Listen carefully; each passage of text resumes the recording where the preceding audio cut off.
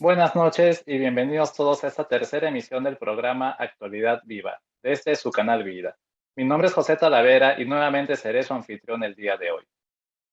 El tema que nos congrega el día de hoy es, evidentemente, la crisis que viene atravesando el Perú en estos últimos días, ¿no? Que viene a ser consecuencia de una crisis prolongada de hace algunos meses, para algunos de hace algunos años.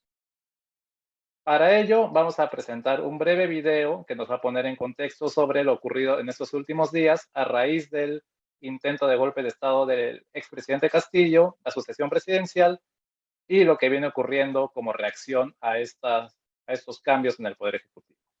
La crisis política y social que vive Perú inunda las calles. Las protestas ya se extienden por todo el país. El expresidente Pedro Castillo afirmó este martes que está injusta y arbitrariamente detenido y pide a las fuerzas de seguridad deponer las armas y dejar de matar.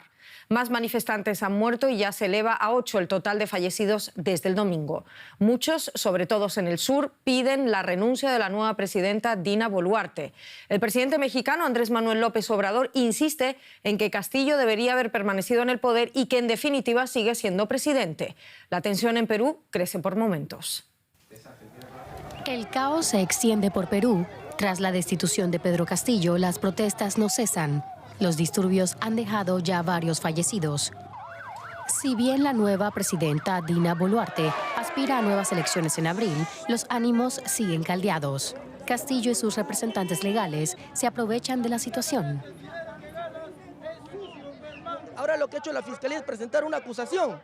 ¿Y qué va a hacer el Congreso? ¿En menos de 24 horas va a justiciar al presidente de la República mientras el país se sigue incendiando? Un Congreso desprestigiado y un país en llamas. Ante la situación en el país andino, la Comisión Interamericana de Derechos Humanos pidió un diálogo entre el Estado y los manifestantes para garantizar la preservación de la institucionalidad democrática y la garantía de los derechos humanos. La caída de Castillo, algo más que la destitución de una presidenta. Gremios agrarios y organizaciones campesinas e indígenas anunciaron un paro indefinido a partir del martes, sumándose a los pedidos de cierre del Congreso, adelanto de elecciones y una nueva constitución. Como hemos visto en el video, actualmente el Perú viene atravesando días muy difíciles. Tenemos por un lado actores políticos que están en una contienda muy fuerte dentro de los poderes del Estado, entre ejecutivo y legislativo nuevamente, aunque no con las características que se habían visto anteriormente. Y por otro lado, una serie de actores sociales que vienen haciendo frente a las iniciativas tanto del Poder Ejecutivo como del Congreso. Para conversar sobre estos temas, hemos invitado el día de hoy a Jorge Luis Vallejo Castelo. Él es politólogo y vamos a hacerle algunas preguntas para ver cómo podríamos entender la situación que actualmente viene atravesando el país. Bienvenido, Jorge Luis. Gracias, José. Un gusto estar con ustedes. El gusto es nuestro también.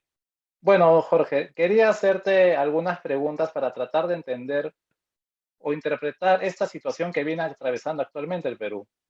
Una primera inquietud que me gustaría expresarte y sobre la cual podríamos dialogar es en relación a estas manifestaciones violentas que se vienen dando en estos últimos días, ¿no? De hecho, el gobierno acaba de decretar un estado de emergencia, ¿no? Nuevamente, como una seguidilla de estados de emergencia que hemos venido teniendo por temas de pandemia, por temas de inseguridad, pero nuevamente tenemos un estado de emergencia con motivo de estos últimos eh, movimientos que se vienen dando, sobre todo en las regiones, ¿no? Esta crisis que estamos viendo, ¿se explica? Sí, yo creo que en efecto responde a factores más profundos y lo que hemos visto con el intento de golpe de Castillo es como la gota que terminó derramando el vaso, como se dice coloquialmente, ¿no? Factores como los problemas que se vienen presentando en las relaciones entre poder ejecutivo y poder legislativo, que también hay que tener cuidado con ello en el sentido de que habitualmente o escuchamos frecuentemente señalar de que este es un congreso, o estos son congresos, no solamente este, sino el anterior y el anterior, vacadores. congresos que están buscando como cortarle la cabeza al presidente porque, en fin, ¿no? Porque ese es el trabajo que tienen que hacer. Y en realidad, si analizamos la historia republicana del país, esto ha ocurrido en contadísimas ocasiones. Ocurrió en 1823, en los inicios de nuestra vida constitucional, con la primera constitución del 23, la crisis entre el presidente Rivagüero y el Congreso. Ocurrió en 1914 en el caso de Billinghurst, ocurrió en el año 2000, luego de que Fujimori pues renuncia vía fax, como lo conocemos, ¿no? Y vuelve a ocurrir en estos últimos años, con el caso de Kuczynski, los intentos de vacancia que terminó en renuncia, el caso de Vizcarra y ahora el caso de Castillo. Yo creo que se agudiza, y voy al punto de que va con factores más de fondo, por también la propia debilidad que se ve en los actores políticos en tanto llegan a ese congreso un número de bancadas y terminan dividiéndose, subdividiéndose en más grupos políticos o intentos de bancada, lo cual hace mucho más difícil poder llegar a mínimos acuerdos para gobernar el país, ¿no? Por la gobernabilidad del país, ¿no? Entre tantas fuerzas que se empiezan a fraccionar y dividir, ¿no? Con propias agendas también es cierto, lo cual complejiza más la situación, y con actores políticos que como no han hecho en realidad, y esto lleva a la debilidad de nuestras organizaciones partidarias, ¿no? Como no han hecho vida partidaria y política de largo tiempo dentro de sus agrupaciones, lo que tenemos es que al primer eco o al primer guiño se terminan dividiendo, ¿no? Se terminan peleando entre sí y armando. Le ha pasado al oficialismo que se dividió y le ha pasado a la oposición que a los pocos semanas de haber juramentado el cargo de congresistas empezaron también a romper bancadas, ¿no? Y a formarse algunos, quedarse como solos, otros a tratar de reintegrarse en un nuevo grupo y en fin, ¿no? Entonces, eso habla de la debilidad que estamos atravesando a nivel institucional y de organizaciones partidarias que llegan, ¿no? Otro factor es esto que se está y que lo hemos visto acentuarse en los últimos años de este Congreso no me representa, como una especie de eslogan, de batalla y combate, ¿no? Entonces, ¿qué nos va a terminar representando? Recordemos que el Congreso no está ahí porque llegaron pues en un platillo volador o son cargos hereditarios del antiguo régimen. El Congreso existe porque la población vota por estas personas. Entonces, se entiende que su principal función es la de representar, luego la de legislar y fiscalizar. Que no nos sintamos representados porque algo está ocurriendo, algo está fallando en los mecanismos para, uno, decir, estos son los candidatos más idóneos, y dos, el razonamiento, y obviamente que viene también con su carga de empatía emocional en el votante, ¿por qué elige determinadas personas pese a que en muchos lugares de origen, estas personas también tienen serios cuestionamientos y aún así terminan siendo electas? Y luego viene el descontento de decir, no me representan, pero yo los elegí. Y ahora ya no me representan, ya no me gustan. Entonces, ¿qué hago? Y esto es el riesgo que estamos atravesando en estos últimos, yo diría, quinquenio, y hasta diría un poco más de años, ¿no? Que empezó también muy cierto y mucho de riesgo con el discurso de la antipolítica, que Fujimori también usó muy bien es la vieja clase política, son los mismos de siempre, son todos malos, yo soy el nuevo, soy una especie de mesías, y Castillo jugó a lo mismo. Vizcarra también jugó a lo mismo, y es muy fácil ganarse contentos populares con decir que el Congreso es pésimo y nadie lo quiere. Los congresos son difícilmente queridos y apreciados en los distintos países del mundo, no solamente en el nuestro. Ya depende de cómo hacemos justamente reformas electorales y reformas políticas que permitan que se eleve la calidad a nivel de las organizaciones cuando nos dan la oferta política, que es pobre actualmente, y cómo el elector finalmente toma conciencia de la importancia de su voto. Y cierro, ¿no? Que no es tan fácil simplemente como está también calando esta idea de, no me gusta nadie, entonces reseteo el sistema. Llamamos a nuevas elecciones, aprieto un botón mágico, borramos el ejecutivo, borramos el legislativo y volvemos a foja cero, ¿no? Y vamos a ver qué de nuevo trae. Ahora la señora Boluarte, en medio de esta crisis, obviamente ha optado por la salida de tener nuevas elecciones. Y hay un descontento que hace ver como que si las elecciones fuesen a llevarse a cabo pues la próxima semana, ¿no? O sea, una presión porque esto sea inmediatamente.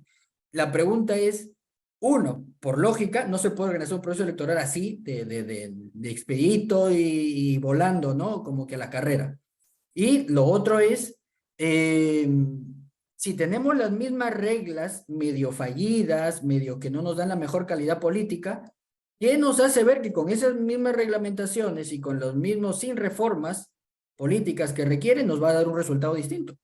Es decir, una mejor calidad de gobernantes en ejecutivo y en legislativo. Entonces, creo que es momento de que la población peruana tome conciencia de ello y piense bien hacia dónde estamos dirigiendo al país, más allá de avinagrarnos y protestar y, desde luego, pues totalmente equivocado haciéndolo con violencia, ¿no?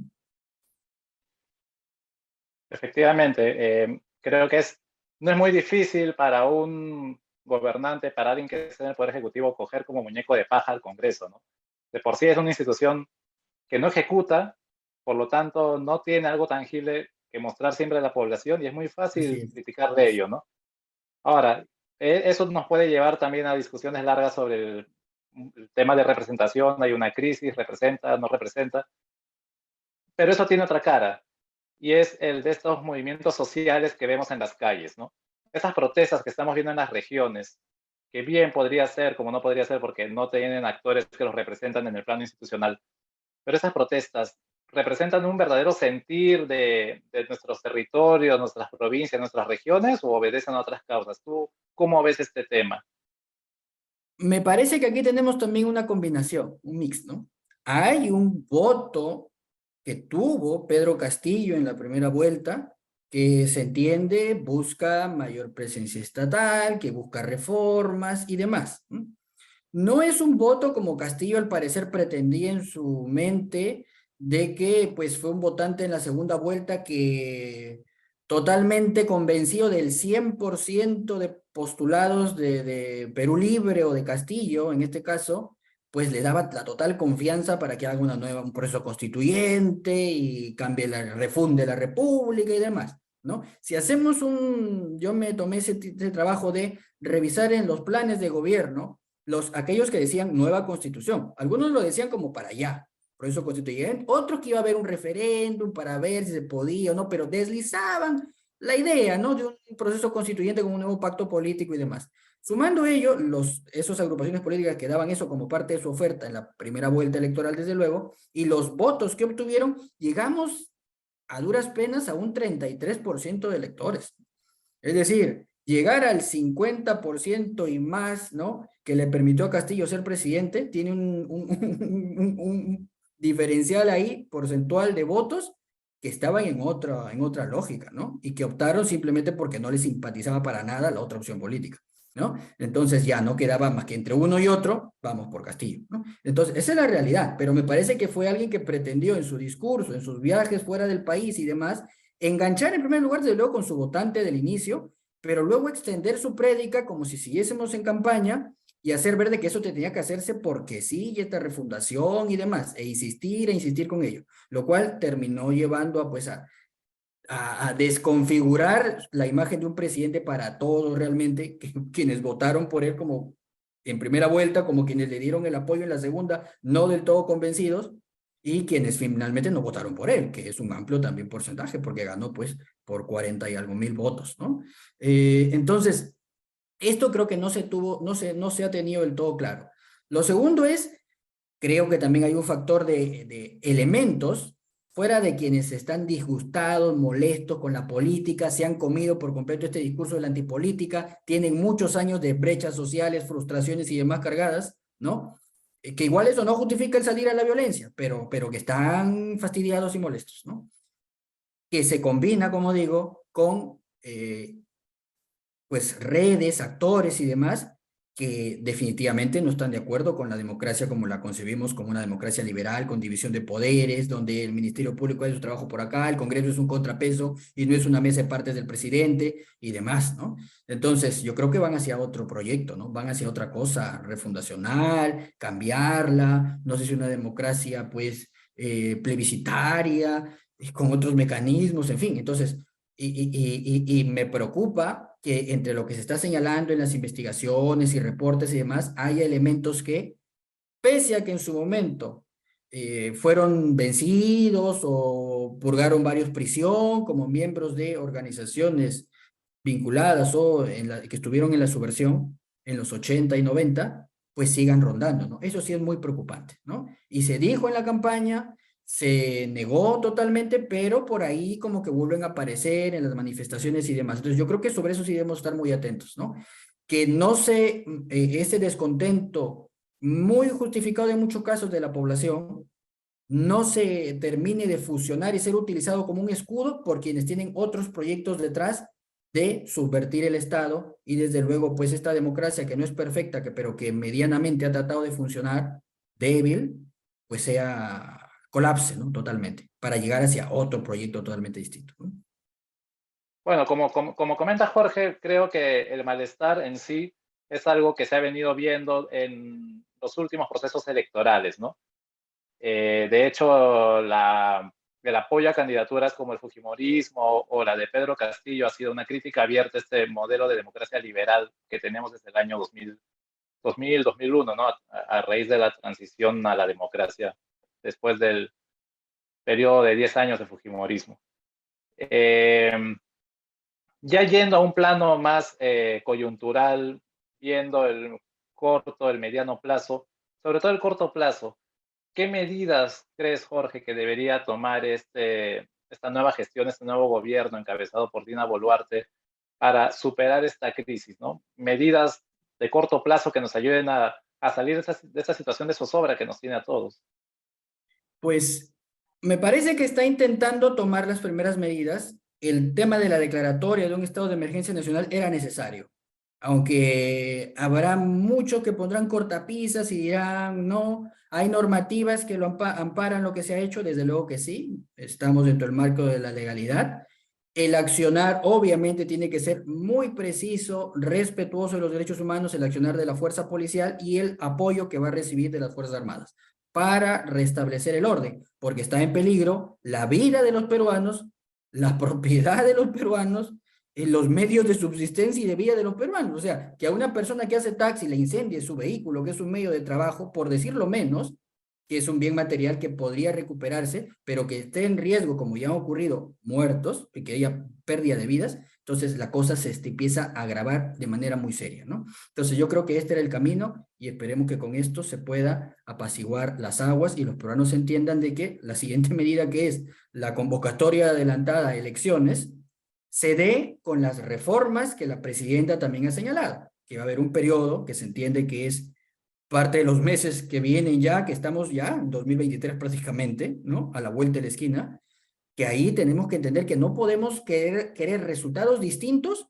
si todos los marcos siguen siendo los mismos, ¿no?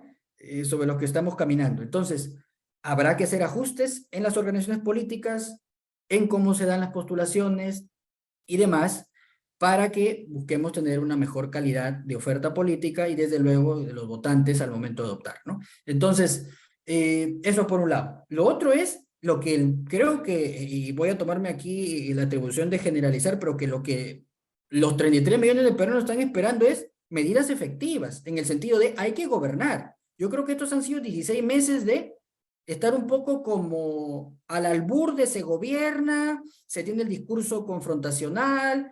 Mira, cosas tan básicas como que un proceso de adquisición de urea se haya caído 3 veces, pues eso es una pésima señal, ¿no? De que aquí no se estuvo gobernando, se estuvo con otro proyecto, y que lo que el 7 de diciembre se intentó hacer, con esta intentona de golpe, parece que era el puntito que faltaba para que el país se colisione, ¿no? Se colisione las instituciones y demás, y ver qué puede resultar de ello, porque como gobierno fue poquísimo lo que se ha hecho, ¿no? Entonces, es el momento de enmendar ello. Ella es parte, como lo ha señalado, de una fórmula presidencial por la cual votaron los peruanos. Es decir, se votó por un presidente y una vicepresidenta, sabiendo que al presidente podría pasarle N cosas. No está ahí pues eternamente, no está seguro que esté los 5 años, quisiéramos que fuese así, pero pueden pasar factores naturales, en fin, cualquier cosa, como cualquier ser humano, ¿no?